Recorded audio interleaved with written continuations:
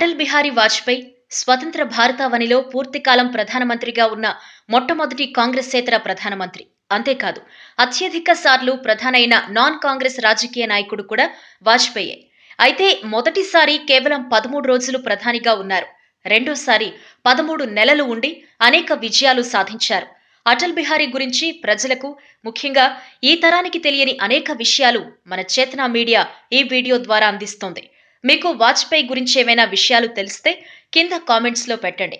1957లో మొదటిసారి ఎంపీగా గెలిచి లోక్సభలో ప్రవేశించిన అటల్ మొదటి ప్రసంగానికి ఫిదా అయిన అప్పటి ప్రధాని జవహర్లాల్ నెహ్రూ అటల్ గురించి ఒక జోస్యం చెప్పారట. అది ఏనాటికైనా వాజ్పేయి ప్రధానవుతాడు అని. నెహ్రూ చెప్పినట్టు కేవలం ప్రధానవ్వటమే కాదు, చరిత్రలో అత్యంత సమర్థవంతమైన ప్రధానుల్లో ఒకరుగా అటల్ బిహారీ నిలిచిపోతారు. అటల్ బిహారీ వాజ్పేయి రాజనీతి శాస్త్రంలో పోస్ట్ గ్రాడ్యుయేషన్ తర్వాత రాజకీయాల్లోకి రావాలి అనుకున్నప్పుడు ఆయన ఆర్ఎస్ఎస్లో చేరలేదు. కమ్యూనిజం వైపు ఆకర్షితుడయ్యారు.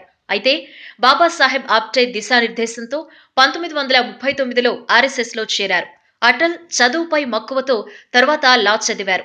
అప్పుడు ఆయన క్లాస్మేట్ ఎవరో తెలుసా? ఆయన కన్నతండ్రి కృష్ణ బిహారీ వాజ్పేయి. కాన్పూర్లోని డిఏవి లా కళాశాలలో తండ్రితో కలిసి లా క్లాసులకు వెళ్లడమే కాదు, హాస్టల్లో కూడా ఆయనతోనే రూమ్ పంచుకునేవారట. స్వతంత్ర పోరాటంలో పాల్గొన్న అటల్ తన పెద్దన్నయ్య ప్రేమ్తో కలిసి 23 రోజులు జైలు శిక్ష అనుభవించారు.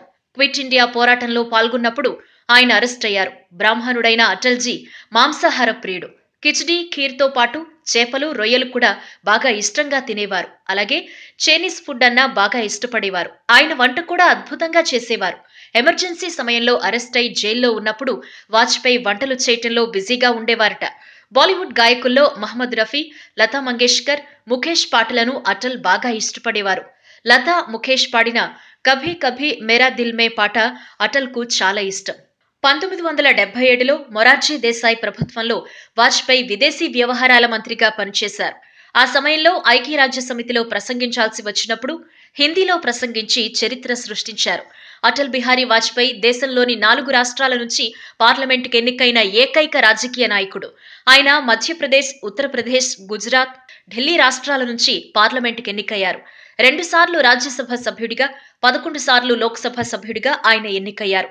దేశంలో అత్యధిక కాలం పార్లమెంటేరియన్గా ఉన్న అతి కొద్ది రాజకీయ నాయకుల్లో ఆయన ఒకరు. మొత్తం 47 సంవత్సరాలు ఆయన పార్లమెంట్ సభ్యుడిగా ఉన్నారు.